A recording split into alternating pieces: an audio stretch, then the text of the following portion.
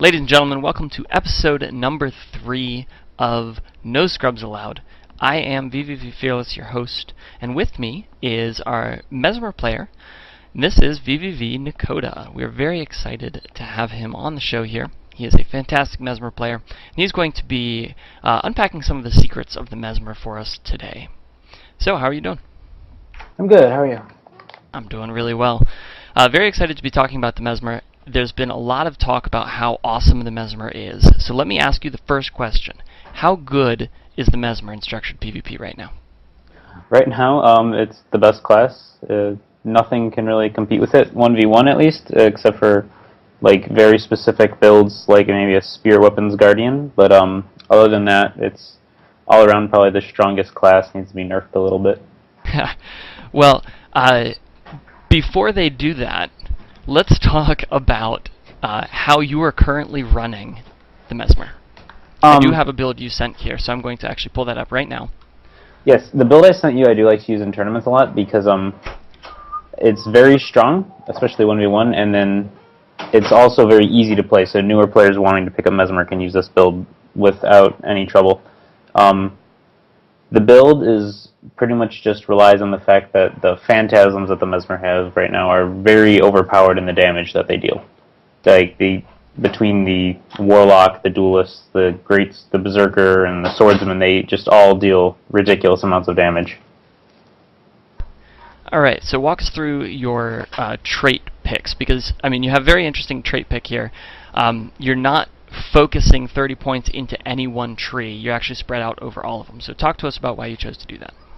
Well, the build, its primary goal is to just make your illusions better. So you have the 10 points in the first domination tree to get 15% more damage for illusions, and then the 25 points down in the inspiration tree are in addition to get 15% more damage on your illusions. And then on top of that, you get the 5 points in illusions to be able to summon them 20% faster. And basically everything else is just either powering up your illusions or your character's survivability. So you get the phantasms have fury, makes them have a 20% increased crit chance permanently with the build's base 42%, so they always have a 62% chance to crit. Every time they crit, they get a bleed, so the bleed starts stacking up really quickly. And then you get survivability from the chaos and inspiration trees, in that you get 3% reduced damage for each illusion you have in the world. And then with this build, you don't ever really shatter your illusions. You just kind of leave them out there to wail on your opponents. So you should always have 3 up. And then as well with the 15th point in chaos and 15th point in inspiration, the 15th point in inspiration gives you regeneration every time there's a phantasm nearby, and then the 15th point in chaos gives protection every time you gain regeneration, so they kind of stack with each other to just allow you to tank a lot. And so in a sense, you have the best of both worlds. I mean, you have very heavy sustained damage from your phantasms, and you're also getting fairly constant regeneration and then protection as well. Yeah, right. Like, because the phantasms are so good right now, you can basically summon them and let them sit there and attack your targets while you are just kiting around and trying not to be hit and using blurred frenzies to avoid all hits. So how well does this build work as a point controller? That is its primary goal, is to do point control, as because it can 1v1 just about anything, because I mean I can summon because I use the sword, pistol, and the staff. So I can summon the Warlock on the staff, and then the pistol, Duelist, they will do a ton of damage. The Duelist attacks, I think, 5 or 6 times, and every time usually inflicts a bleed. So you have like 6 to 7 stacks of bleed on them. Your Warlock will sit there and crit you for 4 to 6k. And at the meanwhile, I can just blink around, decoy around, run around. I have my Immobilize with my sword, a stun with the pistol. I have Blurred Frenzy, which gives me 3 seconds of distortion, so I can't even be hit. All of the staff's moves are defensive, so like it's very difficult to kill me. So, and on top of that, I have Rock Dogs on this, which are also in their own respects kind of strong at the moment to soak up damage as well as just be annoying to people. They deal about 1k of damage per hit.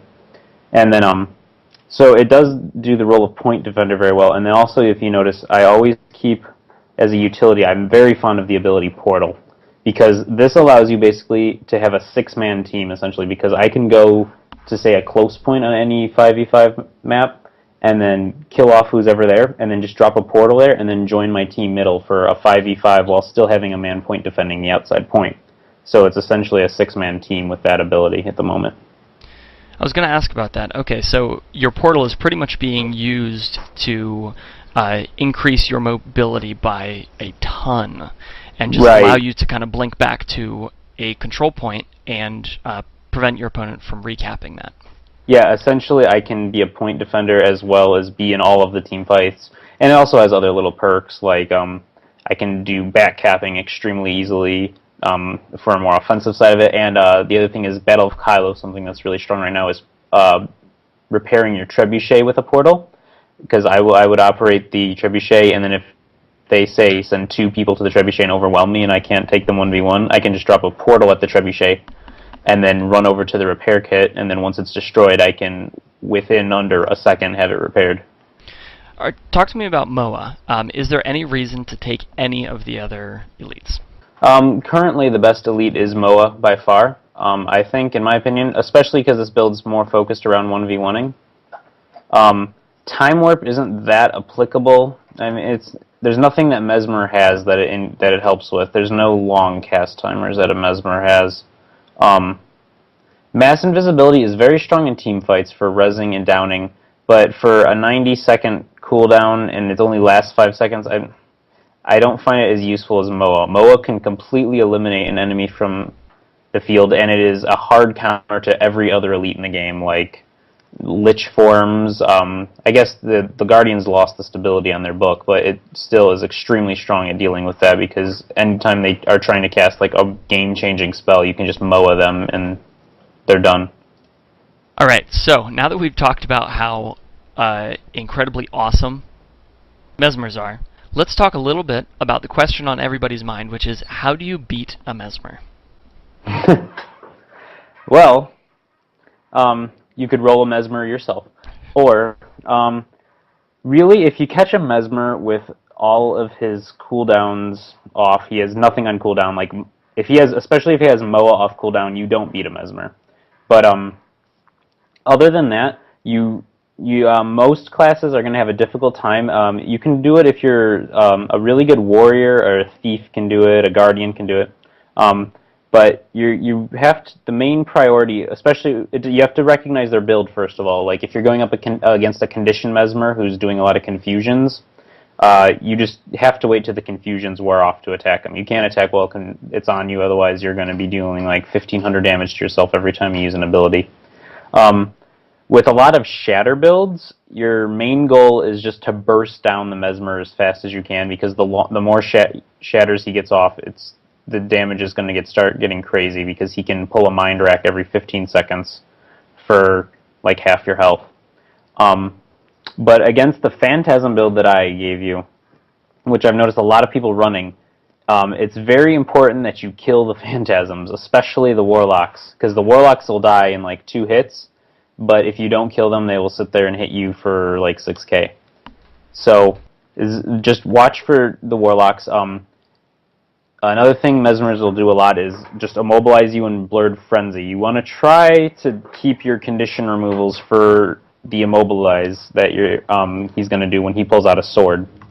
And then other advice I can just give you is, like, watch his cooldowns. If you see him use a null field, then start stacking conditions on him, because he can't do anything. If you see a Chaos Storm, stay out of it. Try to knock him back out of it if at all possible. So really paying attention to what the Mesmer is doing, so you know what kind of build he's bringing in, so you can counter that, and watching for when he's using different skills, so then you can kind of apply after. For instance, you said null field, is that his only condition removal? Well, that's their big one. It lasts a while, and most Mesmers use it. Some other ones use Arcane Thievery, which basically steals all your boons, and they give you all their conditions, but that's a one-time thing. And it's more common to run null field. But yeah, like the only advice I can really give to beating a Mesmer is you do need to know what build they're running. It's very important. And then just like fighting anything else, you really just have to have very solid mechanics. You need to have your dodges down. You know, dodging key abilities like the Blurred Frenzy. You need to dodge Warlock hits. That's another thing too. Is if you can't for some reason kill like the Warlock or the Duelist or a Swordsman, your main priority is you shouldn't be watching the Mesmer to dodge their moves. Your dodges should be saved for the illusions. Now, I know it's kind of hard to do. The Berserker is one of the more difficult ones to deal with because you can't really see him attacking very well ahead of time, and he has a lot of health. He's hard to kill. He takes like 3 or 4 auto attacks. But yeah, so he's hard, but the Warlocks, you can easily dodge their attacks, and you want to make sure you dodge every one of the Warlocks' attacks, as well as if you see a Swordsman, dodge its little leap stabs. Alright, well thank you so much for talking with us, Nikota. Would you like to do any shoutouts before we end? Shoutouts for my team, Apollo, Sargon, Solaris, and who's the last one? Gutsu, right. We've been playing really well, doing against a lot of big teams in North America. That's about it. Alright. Well, you can find me on Twitter at vVvFearless. You can find this show on YouTube at vVv Gaming TV. Once again, thank you very much to vVv Gaming for letting us do this. And big thanks to all of our sponsors as well. Thank you so much.